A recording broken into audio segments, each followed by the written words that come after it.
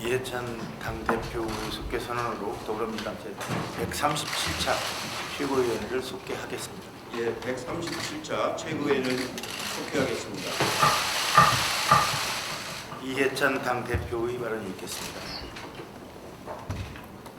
지난주에 일본이 포토 레이스트의 한국 수출을 처음으로 허가를 했습니다. 세 가지 소재를 규제를 했는데 그 중에서 하나를 수출을 허가를 했습니다. 일본의 포토레이터 허가는 수출 규제 35일 만에 첫 허가로 아베 정부의 극단적인 조치에 대한 국제사회의 부정적인 여론과 한국 공급선을 뺏길 수 있다는 일본 내의 우려를 의식한 것으로 보입니다. 이런 상황을 면밀히 주시하며 유연하게 대응할 필요가 있지만 더 중요한 것은 우리가 가야 할 길을 뚜벅뚜벅 걸어나가는 것입니다. 어차피 이번 기회에 부품 소재 산업의 자주성을 확립하는 것이 매우 중요하다고 생각을 합니다. 우리의 취약점이 분명히 노출된 것인 만큼 이번 기회에 해결해 나가는 것이 매우 중요합니다. 정부는 부품 국산화와 수입선 다변화를 흔들림 없이 계속 추진하고 당도, 소재, 부품, 장비 인력 발전 투기를 출범시키는 만큼 이번 일들을 제조업의 혁신과 산업 경쟁력 강화의 계기로 활용하도록 해야 되겠습니다.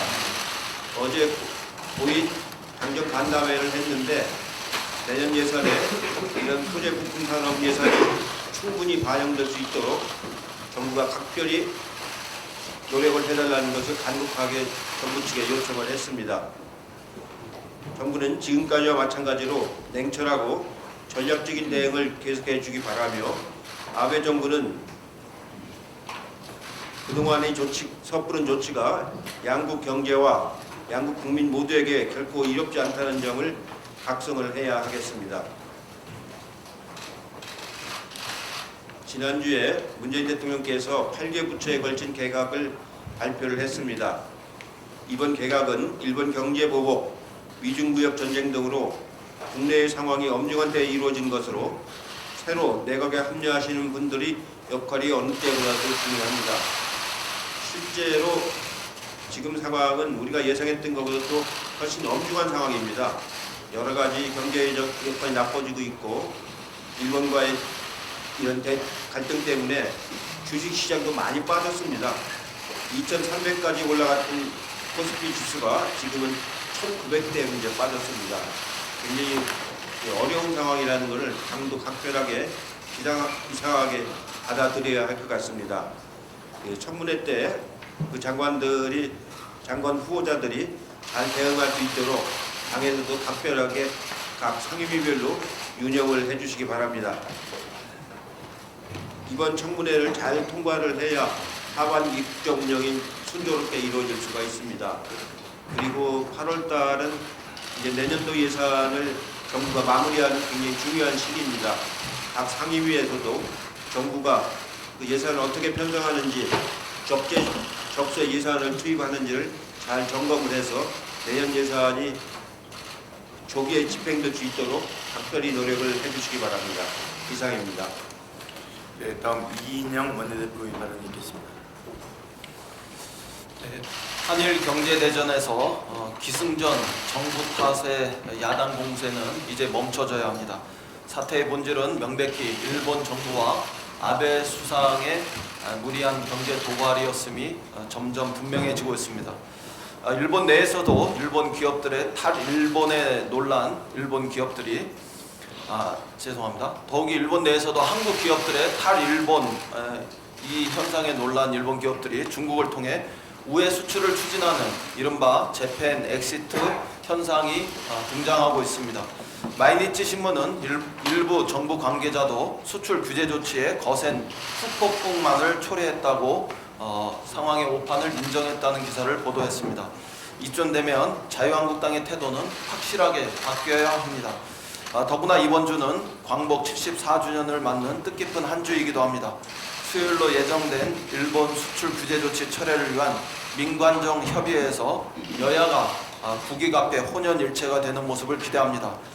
당면한 일본 경제 침략 행위를 넘어서는 성숙한 결과를 우리 정치권이 만들어낼 수 있기를 기대합니다. 대외 경제 여건의 악화에 따른 경제 불안 심리를 야당은 과도하게 유포하고 또 무책임하게 선동해서는 안 됩니다. 이른바 제1야당의 말을 통해 인용되는 제2의 IMF가 오는 것 아닌가 하는 불안 심리가 시중에 깊게 퍼져 있다는 얘기는 참으로 무책임한 언동입니다. 오늘의 한국 경제는 미중 무역 마찰로 중장기적 어려움에 처한 것은 사실이지만 다른 어떤 나라에 비해서 튼튼한 펀더멘털을 유지하고 또 헤쳐나갈 잠재력을 갖추고 있습니다. 오히려 IMF는 한국의 구매력 평가 기준 1인당 국내 총생산이 4년 후 일본을 추월할 것이라고 전망하기도 합니다. 네티즌들께서도 정기 평가를 위한 IMF의 방문을 마치 제2의 IMF 위기가 조성되고 있어서 실사단이 극비리에 한국을 방문한다는 식의 이런 인터넷상의 글을 또 동영상의 유포를 차단하시고 야당을 비롯한 이런 무책임한 행위에 관계된 분들은 그 활동을 즉각 중단해 주실 것을 강력히 촉구합니다. 국민 여러분들께서도 가짜 뉴스에 현혹되지 마시고 정부를 믿고 끝까지 이 어려움을 함께 지혜롭게 헤쳐나가실 수 있기를 당부드립니다. 남북 간의 안보 이슈를 정쟁으로 더 이상 활용하지 말아야 합니다. 지난 토요일 5번째 미사일 발사 등 북의 연이은 군사 행위는 분명 평화를 바라는 우리 국민과 세계인들에게 깊은 우려를 증대시키고 있습니다. 우리는 거듭 북의 일련의 군사 행위가 한반도 평화는 물론 구체적으로 북미 관계 개선과 남북 관계 개선에 전혀 도움이 되지 않는다는 점을 분명히 지적하고 강한 유감을 표명합니다.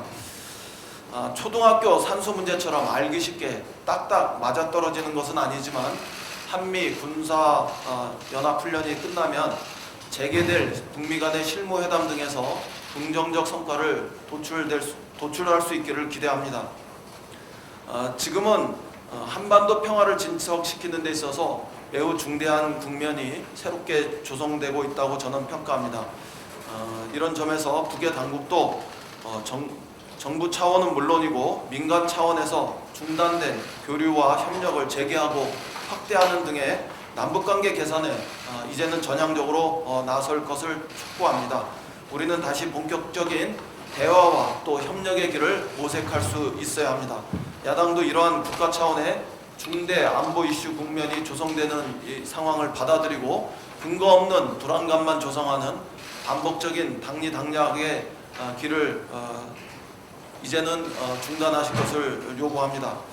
평화를 수용하는 성숙한 보수혁신의 길로 나서서 국민과 함께 만드는 평화의 길에 보수야당도 동참할 수 있기를 정중하게 초대합니다. 당면한 인사청문회에서 성숙한 정치 문화를 선보일 수 있어야 합니다. 아시다시피 지난주 개각 발표에 이어서 금주 중에 국회로 인사청문회 요청안이 제출되어 올 것으로 보입니다. 그러나 처음부터 누구는 절대 안 된다는 시각으로 임하는 자유한국당을 비롯한 일부 야당의 태도는 국민의 시각과는 동떨어져 있다는 점을 지적합니다. 게다가 법치주의 종언, 좌파 독재, 신독재 완성, 검찰 도구화라며 지명 철회를 요구하는 논리는 막무가내에 해당합니다. 오히려 과거의 낡은 권력기관에서 새로운 국민의 기관으로 거듭나라는 사법개혁에 대한 국민의 명령은 분명해 보입니다. 공수처 설치 찬성 57.3%, 반대 29.6%, 그리고 검경 수사권 조정 찬성 57.3%, 반대 30.0% 등의 여론조사 결과를 살펴보면 사법개혁에 대한 우리 국민의 여망에 부응하는 문재인 정부의 장관 내정과 사법개혁 의지는 분명해 보이고 또 정당합니다. 당리당략을 떠나 오직 국민의 눈으로 청문회가 진행될 수 있기를 기대합니다. 지금까지 경험해보지 못한 인사청문회의 성숙한 정치 문화가 펼쳐질 수 있기를 거듭 기대합니다. 이상입니다. 네, 이어서 박주민 최고위원의 발언이 있겠습니다. 예. 지난 10일 북한은 동해상으로 단거리 탄도미사일로 추정되는 발사체 2발을 또 발사했습니다. 그리고 북한 외무성 미국 담당의 명의로 한미연합 지휘소 훈련에 대한 강도 높은 비판도 내놓았습니다. 북미 대화가 추진되고 있고 추진되어야 하는 상황에서 북한의 이러한 도발은 유감스럽습니다. 그런데 트럼프 대통령은 같은 10일 김정은 위원장으로부터 매우 아름다운 내용의 친서를 받았다고 밝히면서 한미연합 지휘소 훈련에 대해서 북한이 불편해하고 있다고 밝히기도 하였습니다. 언뜻 보면 모순되는 이 상황을 어떻게 보아야 할까요? 저는 남북 간 그리고 북미 간 긴장이 존재하지만 대화의 가능성과 동력이 상당히 있는 상황이라고 보는 것이 맞다고 생각합니다. 그런데 황교안 대표는 이 상황에 대한 해법으로 문재인 대통령님의 대국민 사과와 9.19 남북 군사합의 폐기 선언, 외교 안보 라인의 전면 교체 등을 내놓았습니다. 이것은 대화의 가능성과 동력이 있는 상황에서 남북 간 그리고 북미 간 대화를 촉구하는 것이 아니라 오히려 대화의 가능성을 아예 없애고 긴장과 적대만 있었던 과거로 돌아가자고 하는 것이나 마찬가지입니다. 과연 이것이 우리 국민의 안전에 유익할까요? 그리고 최근 요동치고 있는 동북아 정세 속에서 우리나라를 둘러싼 불확실성을 없애거나 줄이는 길일까요? 야당은 정부 여당을 견제하는 역할을 해야 합니다. 그러나 자유한국당이 대통령에게 대국민 사과를 요구하고 긴장과 적대만 있었던 과거로 돌아가자고 하는 것은 건설적인 견제와 제안이 아니라 오히려 한반도의 위기를 기회로 무책임한 정쟁을 만들어내는 것이 아닌가 합니다. 자유한국당은 무책임한 정쟁으로 국민을 불안 속에 내몰 것이 아니라 한반도 평화 프로세스를 위해 실질적인 역할을 해줄 것을 요청하는 바입니다. 이번 개각을 두고 야당이 과도하게 비난을 쏟아내고 있습니다. 조국 전 민정수석의 법무부 장관 지명과 외교안보 라인을 교체하지 않은 점을 많이 거론하고 있습니다. 어떤 언론에서는 개각을 위한 인사청문회를 보이콧할 수도 있다는 자유한국당 의원의 반응을 소개하기까지 했습니다. 검찰개혁은 여전히 많은 국민이 바라는 문재인 정부의 주요 과제 중 하나입니다. 조국 전 민정수석은 오래전부터 검찰개혁을 주장해왔던 검찰개혁 전문가이고 민정수석 당시에도 검찰개혁을 주도해왔던 인물로 검찰개혁을 위한 적임자입니다. 외교와 안보 역시 하루하루가 위급한 이 시기에 그 사령탑을 교체하는 것이 외교안보 이슈 대처에 도움이 될지도 의문입니다. 야당은 개각에 대해 국민이 납득하기 어려운 비난을 퍼붓기보다는 인사청문회라는 국회 검증 절차를 통해 지명된 각 인물이 주어진 역할을 제대로 할 수 있는지 살피는 데 뜻을 모아야 할 것이며 최근 우리나라를 둘러싼 어려운 상황을 고려해 정쟁으로만 치닫는 일은 자제해야 할 것입니다. 민경욱 대변인은 이번 개각을 두고 국민들이 총선에서 심판할 것이라고 경고하셨는데 만일 이번 개각을 위한 인사청문회 등 절차에서 자유한국당이 그저 정치적 공세만 한다면 민경욱 대변인의 위와 같은 말은 오히려 자유한국당에 고스란히 돌아가게 될 것입니다. 어제 한국노동연구원이 발표한 청년층 고용노동 실태조사에 따르면 청년 중 56%가 스스로를 불행하다고 답변했다고 합니다. 특히 20대 청년의 행복감이 더 낮았다는 것을 보면서 매우 안타까웠습니다. 또한 청년 중 33%는 스스로를 능동적이라고 한 반면에 44%는 스스로를 수동적이라고 응답해서 능동적이라고 응답한 비율보다 훨씬 높게 그 수치가 나왔습니다. 우리 사회에서 2030 청년들이 더 행복하게 살 수 있도록 능동적으로 삶을 설계하고 미래를 선택할 수 있도록 청년들의 목소리를 반영하는 시스템이 마련되어 있지 않은 것 같아 죄송하고도 안타깝습니다. 우리 당에서는 청년의 목소리를 좀 더 반영하기 위해 2030 청년 컨퍼런스를 준비 중입니다. 지난주에 청년 정책 기획자를 모집했는데 많은 분들이 신청해 주셨습니다. 각계각층 다양한 분야의 청년들을 모시고 청년들이 행복할 수 있는 정책을 청년들이 스스로 설계할 수 있도록 더불어민주당이 청년 정책 플랫폼의 역할을 해내겠습니다. 이 과정에 보다 많은 관심 부탁드립니다. 이상입니다. 네, 다음은 서른 최고위원의 발언이 있겠습니다. 예, 앞서 말씀이 나왔습니다만 좀 더 강조할 필요해서 말씀드리겠습니다. 북한이 지난 2달 동안 5차례 미사일 시험 발사를 했습니다. 북미 협상에서 우위를 점하려는 의도와 한미 연합 지휘소 훈련에 대한 반발로 보이는데 그 어떤 명분으로도 한반도에서의 군사적 긴장을 고조시키는 행위를 정당화할 수 없다는 것을 분명하게 말씀드립니다. 틈만 나면 안보 얘기를 과장하면서 목소리를 높이는 야당의 태도에 대해서도 한 말씀 드리겠습니다. 북한의 미사일 발사에 대해서 자유한국당에서 대응 타격 주장까지 나왔습니다. 전쟁이라도 하자는 것인지 정말 무책임한 주장이 아닐 수 없습니다. 자유한국당은 남북 군사 합의 폐기도 지속적으로 요구하고 있는데 이것 또한 대결과 적대 과거로 돌아가 전쟁 가능성만 높지 않은 것과 다름없는 주장입니다. 최근 여론조사를 보면 국민들께서는 남북 군사 합의 유지가 필요하다는 주장에 더 무게를 두고 계십니다. 야당의 무책임한 안보 이기 주장에도 불구하고 평화를 지키는 길이 무엇인지 국민들께서 냉정하게 판단하고 계시다는 것이라고 생각합니다. 냉전적 안보만으로는 국민의 생명과 재산을 지킬 수 없다는 사실을 분명합니다. 그것은 평화를 지킬 수도 없습니다. 야당도 이 사실을 분명하게 알아야 할 것입니다. 우여곡절이 있고 고비가 있어도 한반도 평화와 번영을 하는 길을 포기할 수 없습니다. 빠른 이달 말 북미 협상이 재개될 가능성이 높아 보입니다. 야당도 냉전적 안보와는 더 이상 통하지 않는다는 현실을 직시하고 항구적 평화를 만들기 위한 노력을 함께 해주시기를 바랍니다. 이상입니다. 네, 다음은 남인순 최고위원의 발언이 있겠습니다. 네, 일본 반도체 부품 소재 수출 규제로 국내 부품 소재 산업의 육성이 절실히 요구되고 있는 시점입니다. 특히 소재 부품 장비 산업의 활성화를 위해서는 대기업과 중견 기업 간의 불공정 거래를 해소하는 것이 매우 중요한 과제이고 경제 민주화의 핵심 과제입니다. 부품 산업 중에서 시장 규모, 고용 인원, 관련 기업 등이 가장 큰 영역이 자동차 부품 산업입니다. 그럼에도 불구하고 자동차 산업에서 불공정한 하도급 문제가 끊이지 않았었습니다. 이에 더불어민주당 민생연석회의에서는 올해 자동차 부품 산업 경쟁력 강화와 공정경제 실현을 주요 민생 의제로 정하고 집중적으로 논의를 해왔습니다.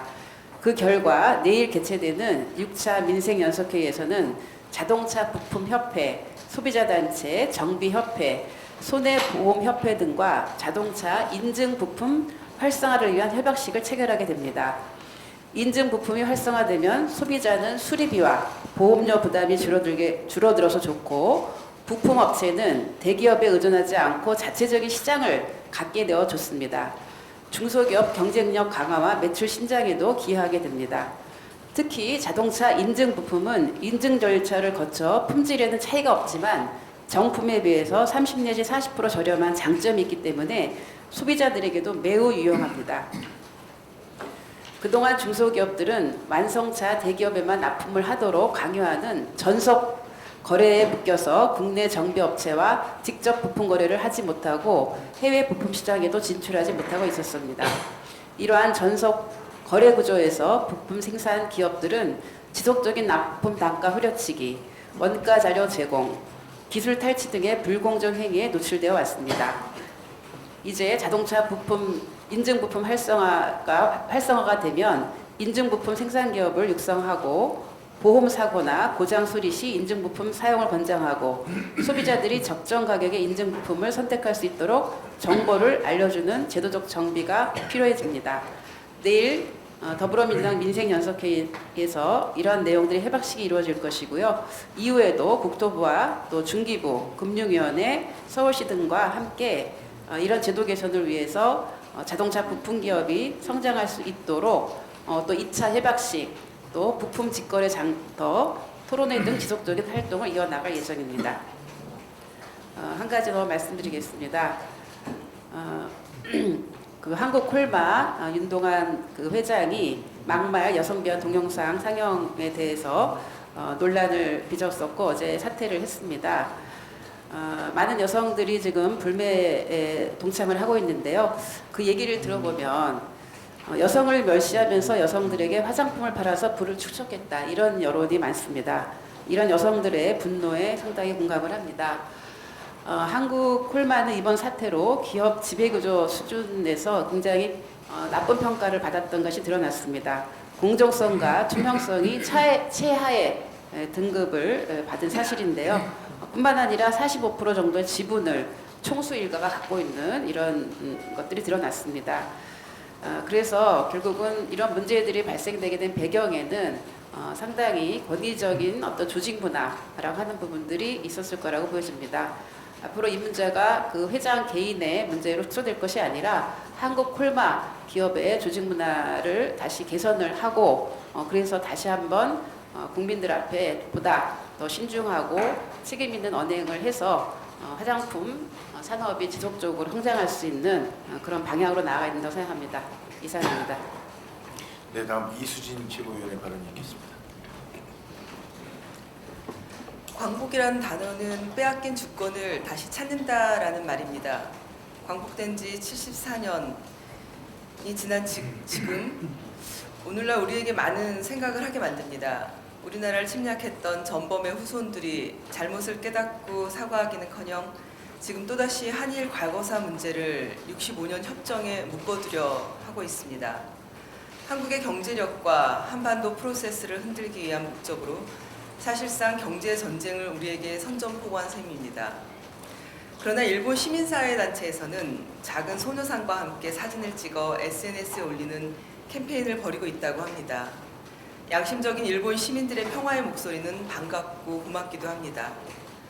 광복 74도를 맞이하는 지금 이 시점에서 분명한 것은 한일 간 갈등이 양국에 아무런 도움이 되지 않는다는 것입니다.